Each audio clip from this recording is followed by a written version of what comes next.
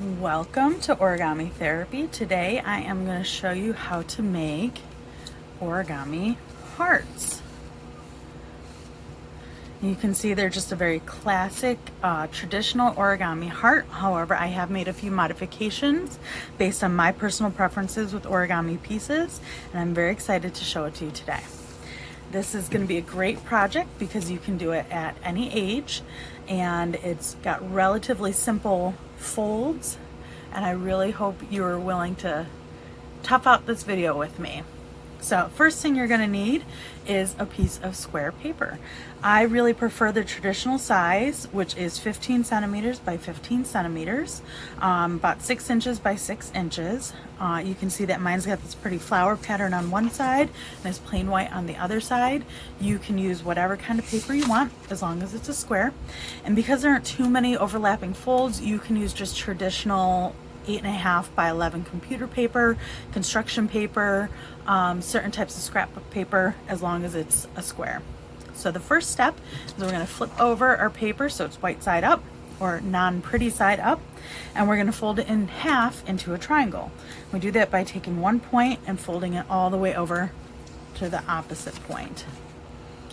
And remember, with origami you want to be as precise as possible, but the wonderful thing about origami in therapy is that even if it's not perfect, it's still going to look great in the end. So don't stress. I promise this isn't bad. After that, you're going to open it up so you can see your crease. And what we want to make is an X through the middle of our paper. So we're going to do that by then taking our other 2 points and folding them together. So we're going to fold those in half, give it a nice crease, and then we're going to open it up. And you can see we now have this beautiful X.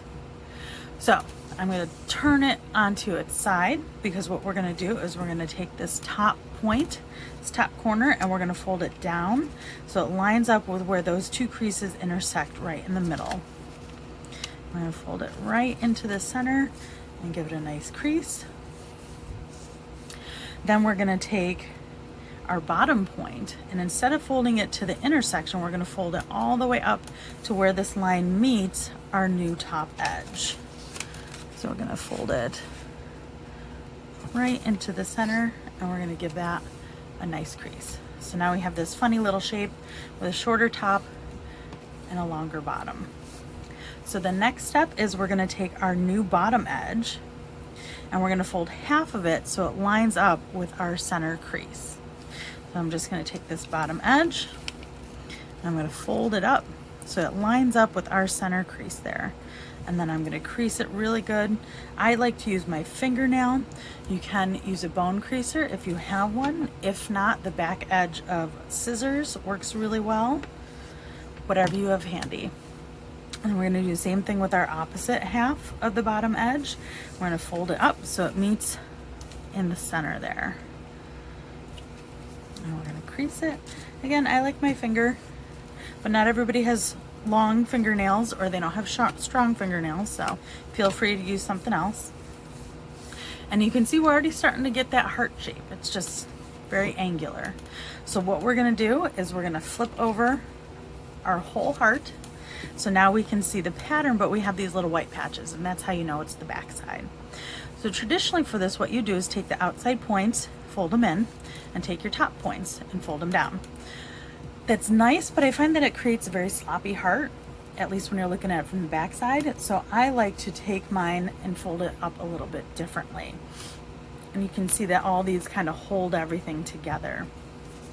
So in order to do this, what we're going to do is we're going to take this little edge here where we can still see the pattern, and we're going to line it up to this part, this little edge here where we can see the pattern, using this point here as our stopping point. So I'm just going to fold it in, and I'm going to take this edge and I'm going to fold it so it matches up with the top edge of the pattern, and then I'm going to crease it. Okay. So it's already starting to round out our heart a little bit. We're going to do the same thing on this side. We're going to take this edge where the pattern is, and we're going to line it up to the top edge of our pattern using that same corner as our stopping point. Okay. I'm going to give it a nice crease. Now these are some of our creases that are really going to hold everything together, so you want to make sure they're really strong. Next, we're going to take this outer edge, this edge that's white, and we're going to line it up with this crease in the white area that's showing. So we're going to flip this over, and we're going to line this edge to this crease. We're going to crease it down, and again, you want to give it a really nice crease. So it does help to have something to help you do that. And we're going to do the same thing on the opposite side. I'm going to take our outside edge of the white and line it up to the crease in the middle.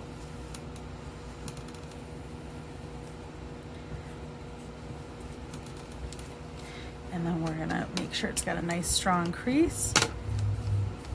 Perfect. Now you can see we got kind of like these little cat ears going on here. It's kind of an angry heart then, and we want this to be a nice happy heart. So what we're going to do is take these top points and we're going to actually tuck them in to this little pocket here. So I'm just going to start to fold it down, but I'm not going to crease it.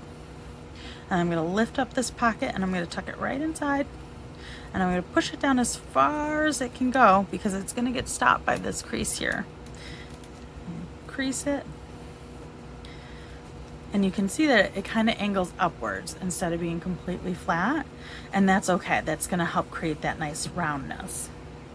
So we're going to do the same thing on the other side. We're just going to curl it. We're going to tuck it in to that little pouch there, and then we're going to crease it down. And that's it. See how easy that was? So we're going to flip it over, and we have our finished heart, and you can see it now has this nice rounded shape to it. And what I love about this is that you can actually take a string and string it through those last creases, and then you can make yourself a heart garland. Or I use these to decorate windows when we were doing the Hearts Across America for COVID. You can put them in birthday cards, you can give them as Valentine's Day gifts. They're just fun to have around, and they're super easy, and it's a wonderful way to get started into origami. So I hope this video was helpful. I hope that you got a little bit of self-care out of doing it, and please don't hesitate to contact me if you have any questions or need some extra help. Thank you.